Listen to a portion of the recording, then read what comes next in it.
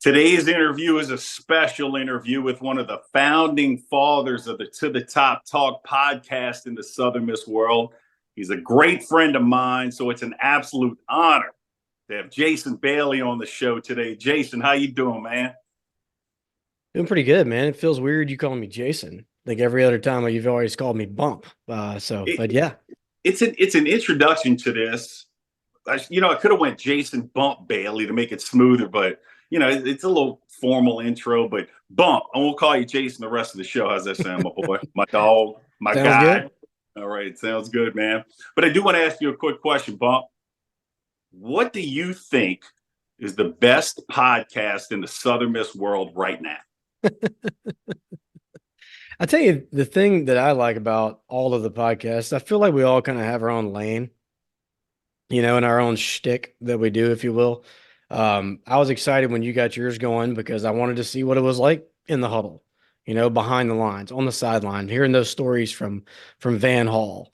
That's something that you don't get every day, right? Well, just and it was a thrill for me when we had all of you guys on with you, Rod, Gerald, and TJ, right? On Bump, that on that on was that thing. awesome.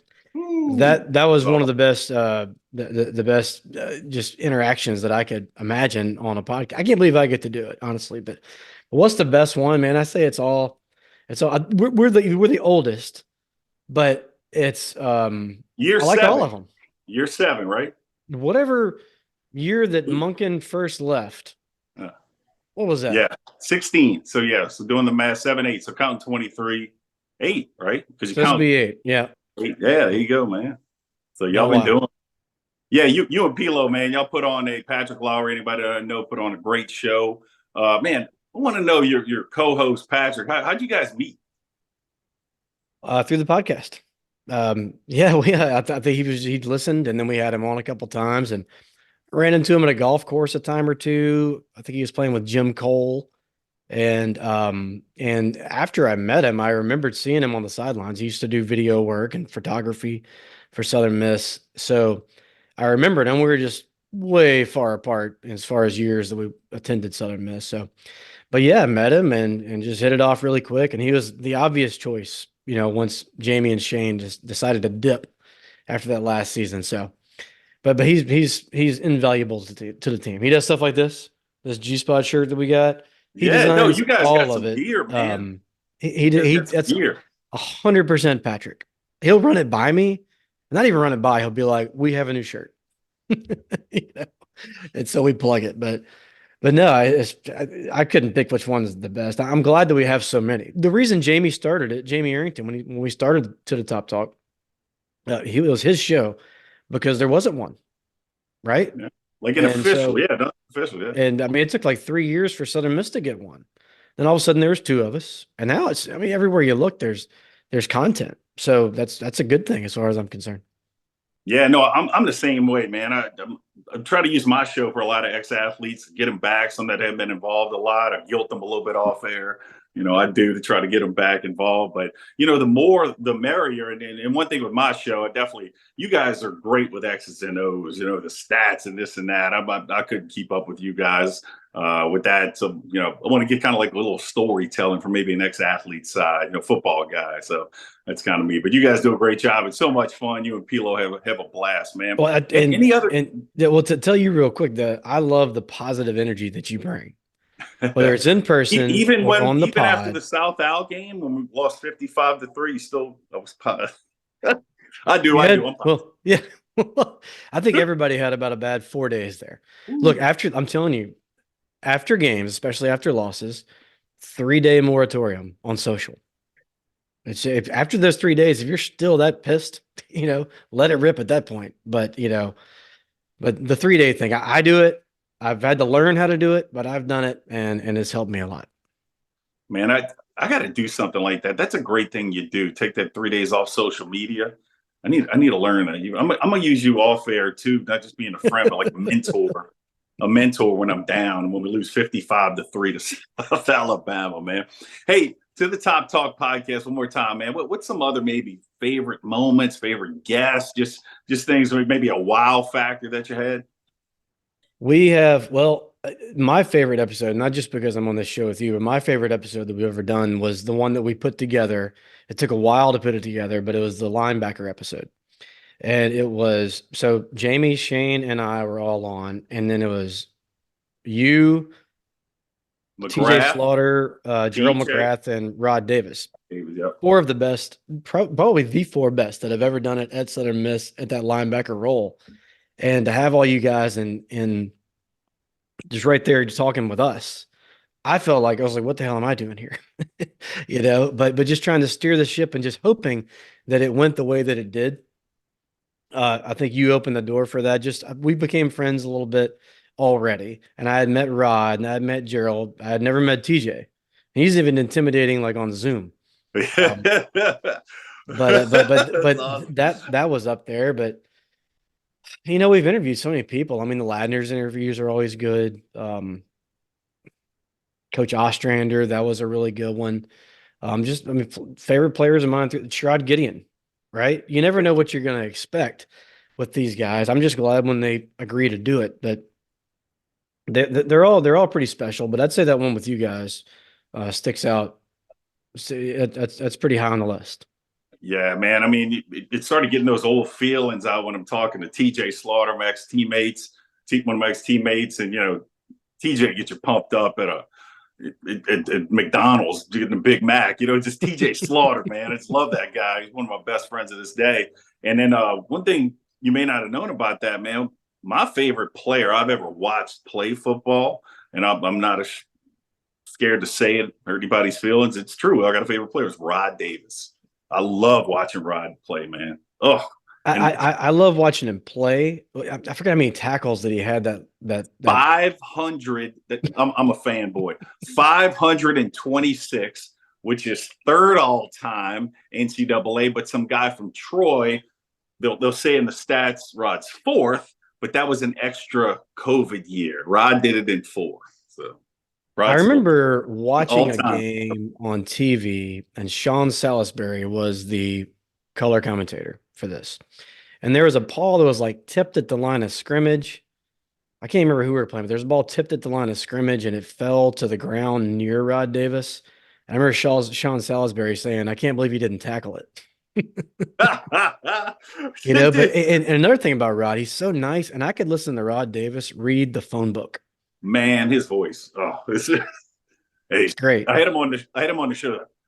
Hey, Marchand, man, I had about 100 tackles that year, man. About 100. I love. I can listen to Rod talk. Yeah, man, I remember that game there, man. It's great. And he's the head coach up at Florence, man. Mm-hmm. And I tweeted that. You saw it. And can you imagine being a high school football player and your head coach is Rod Davis? I mean, come on. It's not bad, huh? Not bad. And his son plays. His son's a good player. Yeah, really good player. I mean, carrying on that tradition, man, that bloodline. Hey, Bump, too, I want to ask you something, man. I mean, you're a super fan. I'm a super fan, but there are times I'm like, I need to up my game to be a super fan as much as Jason Bailey is. Where did your love for the Golden Eagles begin? So I remember growing up watching my first introduction in the Southern Miss was watching Clarence Weatherspoon play basketball. That's when Southern Miss was in the top 25 a lot, right? And always big games. I remember seeing Reed Green on television, and this is not where you could watch all of the channels, right? It was the game that people were watching. And so I remember that. Now, I did not become a diehard Southern Miss fan until I came to school here in 1997. You had a little bit to do with that. That was a great time to jump into the deep end, of Southern Miss fandom. No, before that, there's a lot of, I grew up around Jackson, right? So there's like this SEC bubble that I call it. And everybody knew about Southern Miss. It's not like I didn't like Southern Miss. I admired Southern Miss. I just didn't know a lot about it. And once I got here and kind of saw the light, right? There was no turning back. I fit. It's just, this whole place fits me. Hattiesburg fits me. Southern Miss fits me. The underdog thing fits me. The colors. I went to Northwest Rankin High School, and then I went to East Central Community College. I've been black and gold the entire way. So yeah, everything about it, and just I just felt well, I loved it so much that I live 7/10 of a mile from where I tailgate. Yeah, you are So close by. Oh, yeah. yeah, been to the house, man, the palace, and then yeah, tailgating with you, man. Great backstory and why you love Southern Miss so much. Tailgate with you, that's a big deal, man. You're one of the well-known tailgaters in the Southern Miss world, man. What's tailgate mean to you, Southern Miss? So, we've got it down to a science now. This is the third or fourth stop that we've had as far as where we actually set up our tailgate. We're in the district to start off when we were students. Okay. That's when they came up with the district, is when I was in school here. Because before that, it was in the quad and everybody brought their trucks in and all that. We moved it over to the district and stayed there and then kind of migrated across the road to Lake Byron. Still district-ish, but you know, that's when a lot of my friends started having kids and stuff like that. So you couldn't really be in the middle of the students, right? It's just it's better off going across the street. And then the tornado hit, so we kind of ended up where we are now, which is right behind Southern Hall under that who knows how old tree, one of the coolest trees I've ever seen in my life. We can't leave, even though they've opened up Spirit Park. We couldn't be much further away from that as far as tailgating spots on campus go. We still just love it so much. It's about 100-yard walk to where we set up for Eagle Walk. We sit in the end zone, so we walk up like 15 steps, walk down 15 steps to our spot. We drop off a car the night before with all the important stuff, tailgates, the tailgate chairs, tables, cornhole boards, and whatnot. Then park in our paid parking spot the next day and get it rolling. It takes some effort, but it's well worth it in the end. Yeah, no, great stuff. I've seen it firsthand, and I apologize not getting there a lot this year, man. I could be like a politician this year. Watch anyone, anywhere, anytime, shaking hands, hugging babies, trying to promote my show everywhere, man. There you go. Trying to get this thing going, trying to get like you guys, man. But hey, I get a kick out of this because my wife, Angela, came from the SEC world. She's a lifelong Kentucky fan, as you know, and she's into this SBC world, and she loves describing our fan base in certain ways because it's different. We're different. Mm-hmm. So, Bump, how would you describe a Southern Miss fan to an outsider? Well, there's a chip on your shoulder, I think, right? Ding, ding, ding, ding. I There's definitely like that one. there's I think that we almost just embrace the role of the underdog.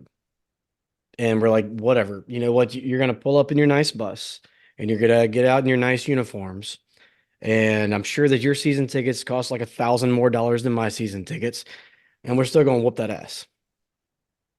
I think that the fans that do take on that mindset, I think that they get more out of it. I do.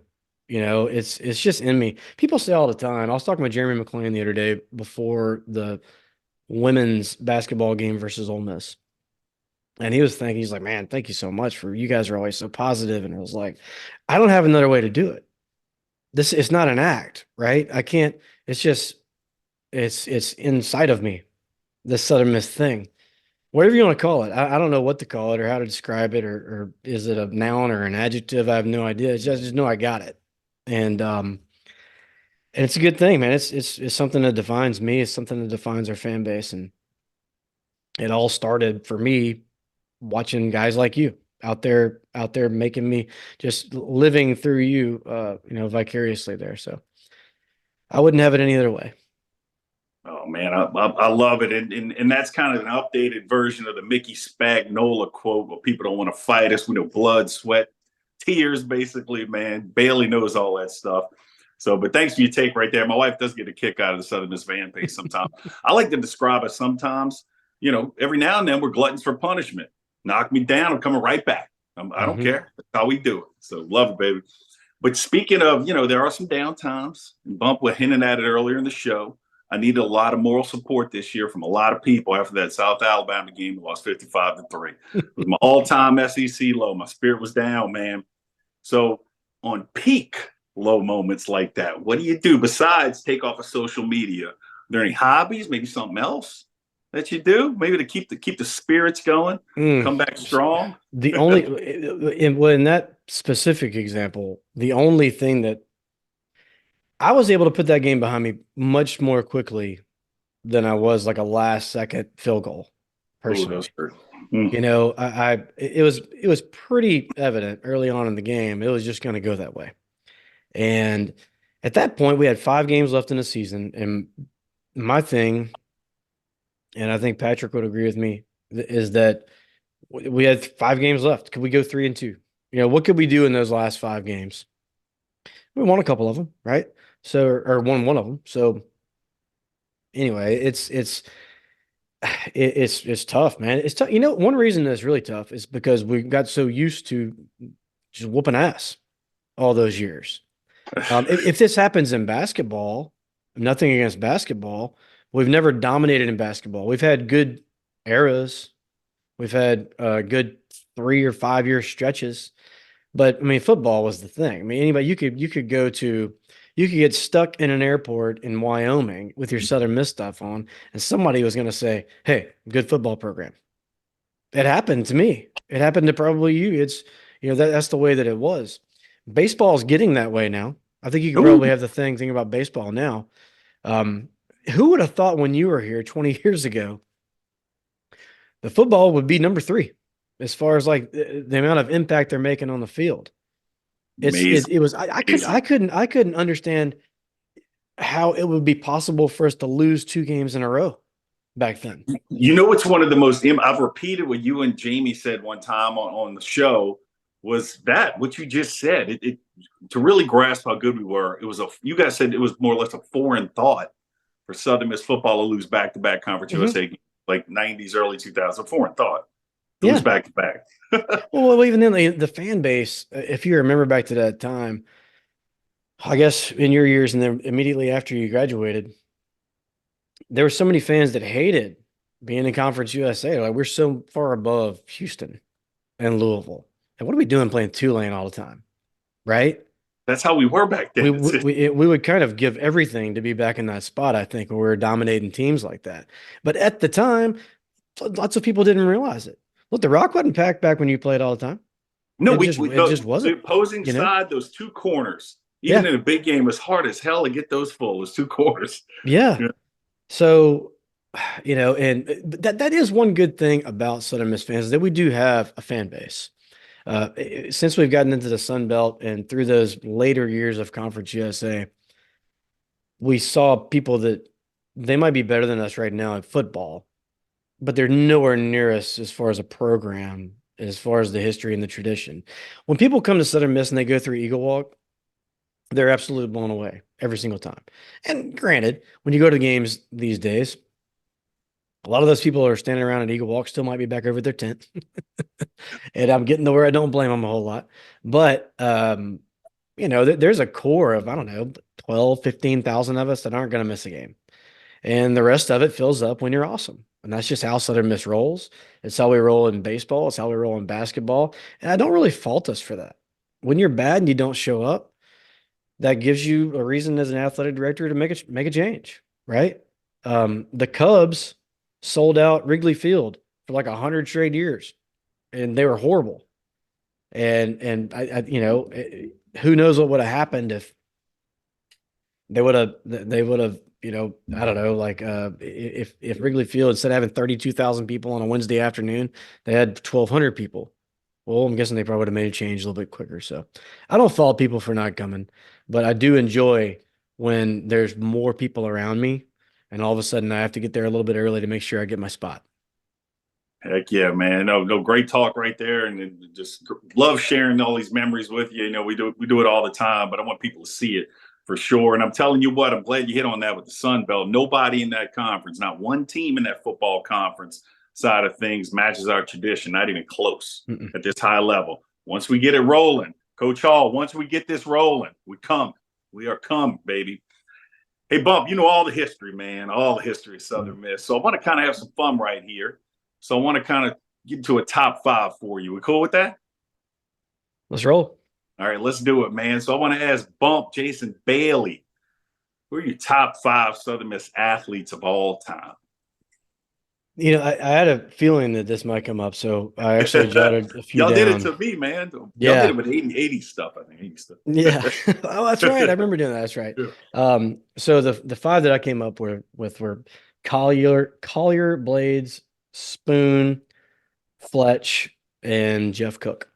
And the Ooh. one that I think that people might wonder a little bit about, maybe out of all those names, is probably Jeff Cook. And here's my deal with Jeff. Number one, he led Southern Miss, and he was the home run leader for the longest time. Right now, if Jeff Cook walked through the front door, he would be the most unassuming, former athlete that you've seen. Right?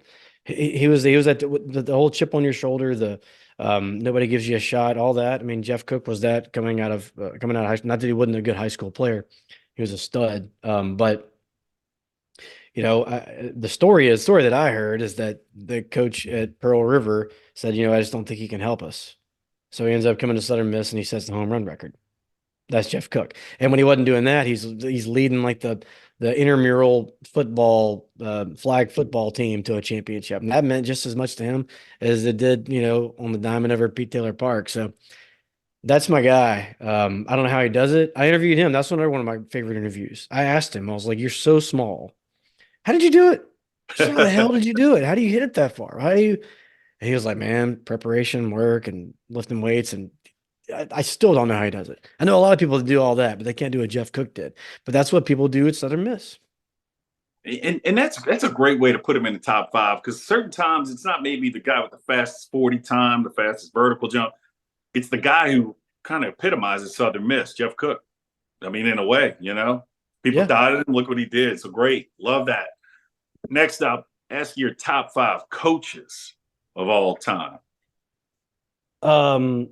So coaches, well, so the one year that I got to play baseball, I played under That's Corky right. Palmer.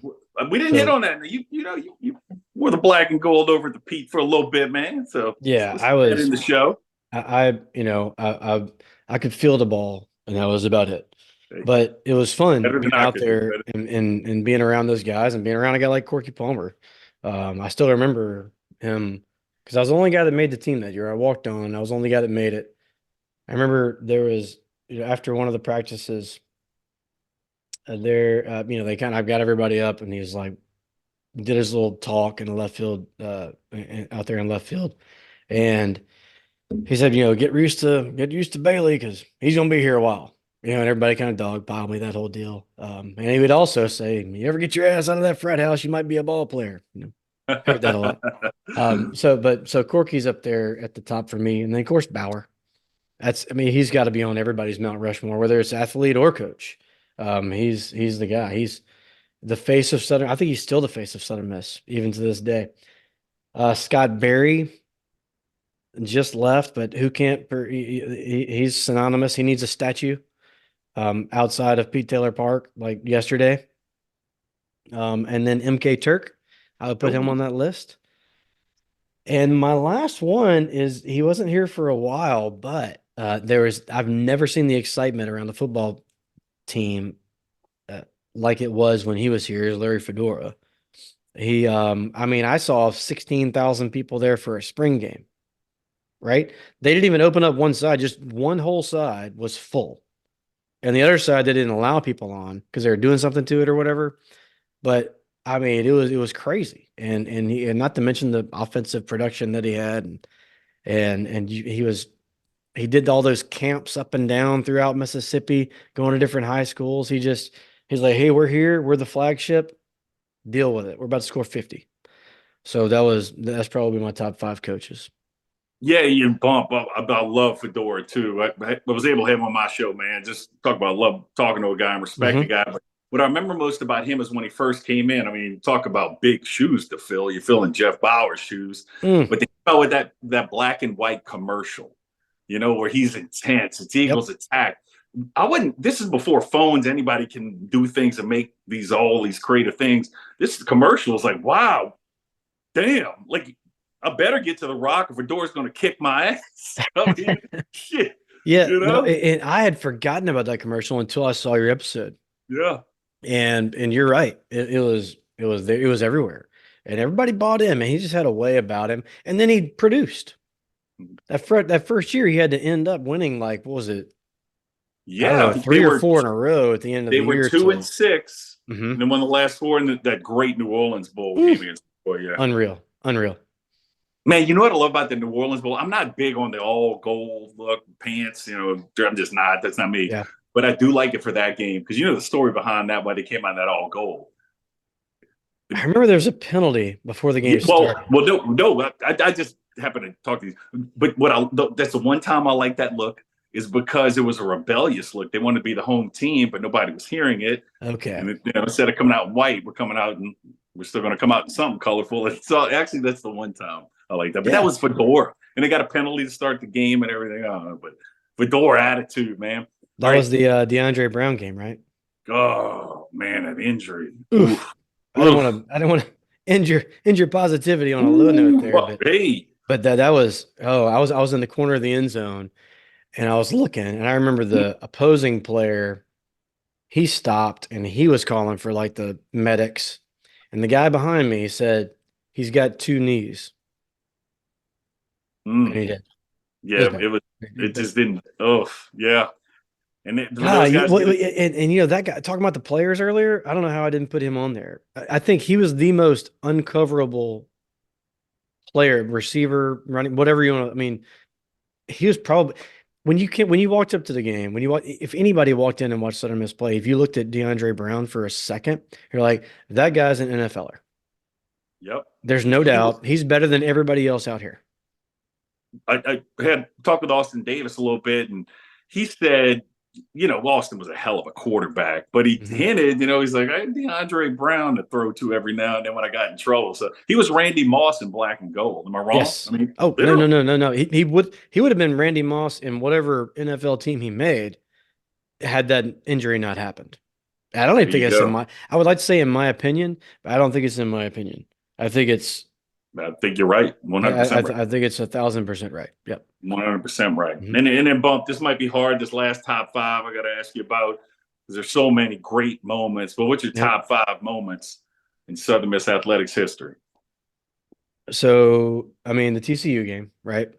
Who? My favorite moment. Where so I remember I kept the sports coat that I had on and the shoes, they got white chalk all over them. I didn't wash them or anything. And I remember two things I remember. I remember going down to the front of the student section because everybody just started doing it. And I was like, what's going? And then I remember they made an announcement to not rush the field. And at that moment, there's like Okay. 5,000 people that said, what a great idea, you know? And the second thing I remember, so my dad couldn't sit down there with us at that game. He sat at the top of the student section in the upper deck. And he told me that when he looked down at the end, it looked like the entire student section was one heartbeat. Mm. And looking back at the videos I've seen, he was absolutely right. So, and then the goalpost came down and that whole deal, and I saw one of my buddies just get crushed by the goalpost, and so we picked it It, up and just took off running. it Didn't know was what to do worth with it. it. It Got was to the end worth of the it. field and didn't know what to do, so we turned around, and ran back the other way. So It's not every that's day a you got a goalpost on a field running around. yeah. And there's players in the way, and we are high fiving as we went. And just it was just unreal. I'm so glad that I was there. I still remember that crack of the goalpost.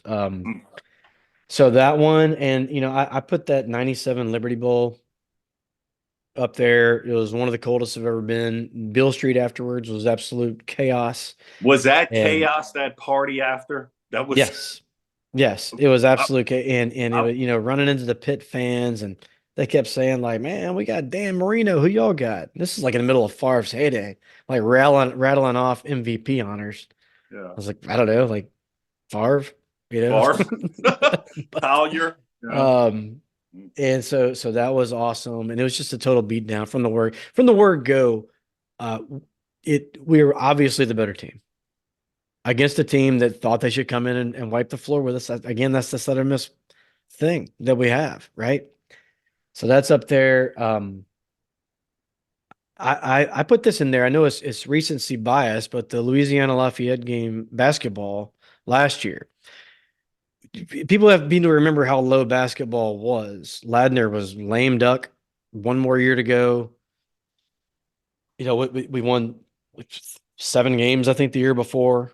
Um, Ladner said before the season, you know just as well as I do, he wasn't on the hot seat. He was in Hades. He yeah. said So, Hades. and then for us to start to build something, I think we started off the year like 10-0 or something like that, and then it culminates in that midweek game. Uh, I think first place was on the line, if I remember correctly. Yeah, but some. I never thought that I would see Reed Green packed out again, especially not the year after the year that we had. And to see that come to fruition, I remember looking down and you were courtside. Yes, who I was sitting with. Is that when you messed your Yeah, knee up? for my patella, but I was sitting with Rod Davis, man. I was paying attention to the game, but also Oh, had Rod questions. I was fanboying with Rod a little bit. um, so and just to and just that whole everything about it. The DJ Cujo was there, right? Love But that guy. and Love that. again, looking over at the student section, I love my section G. We didn't have anything on the students that night. The students, the whole one heartbeat, it happened again that night. And that's I'm just not sure everybody has that, man. I'm not sure every university has that. No, everybody has diehard fans, but when there's something big on the line, Southern Miss just takes it to a different level. And I wish we would do that every game. We don't. But when we do, it's amazing. So and then the other 2 games, I would say, well, so there's one other game, then there's one other moment. So one other game is the Memphis game. I can't remember what year it was. It was basketball. Was that And 12 or 11? It was right up in there, 12 or 11. Stormed the court. this was in Memphis was like top 5 Yeah. year in, year out, Calipari. And Southern Miss always played them really hard. We were so outmatched every game. Just you could look at the people on the basketball court and you're like, "Hmm, I don't know how this is not going to Yeah. be a blowout, right?" And somehow Southern Miss pulls it off. Now, the interesting thing about that game is I wasn't there. I've missed just a handful of any kind of men's games since 1997, and I wasn't there. I was at a work thing. We're in Orlando, and I hated that I had to miss it, but it was like a week-long work deal, and you just can't miss. So Yeah. I was there, and the thing I remember about that is that I had to kind of ease out of our responsibilities for that night, which is just a huge cocktail hour kind of thing. I eased out of there, and I went and found another bar at this humongous resort we were staying at, and I begged the bartender to put it on the Southern Miss game. Again, this is not when you could just dial it up on your phone. I don't think as easily as you can now, right? So it was either listen to John Cox, which is great, or go find somewhere to watch this thing. And at that time, our section was still the same section I'm in now, section G. We were the net heads. So we wore these basketball nets on our head. And that started off by Kelly Sander, started off the net heads, and we were really good friends, and we still are really good friends. But he bought all these things and he started handing them out. And so we were the net heads. And so every time they panned up to the audience on TV, I was like, no, that's my section. Sitting around all these people that I don't know. And by the end of the night, all those people that I didn't know were Southern Miss fans, and then they rushed the court, and I was kind of crying because I couldn't be there, and I was high-fiving people I didn't know. So that was another just moment that I'll never forget, and a different vantage point than I normally have because I'm normally at all the games. And my last moment that I can think of was the night before the Cal game.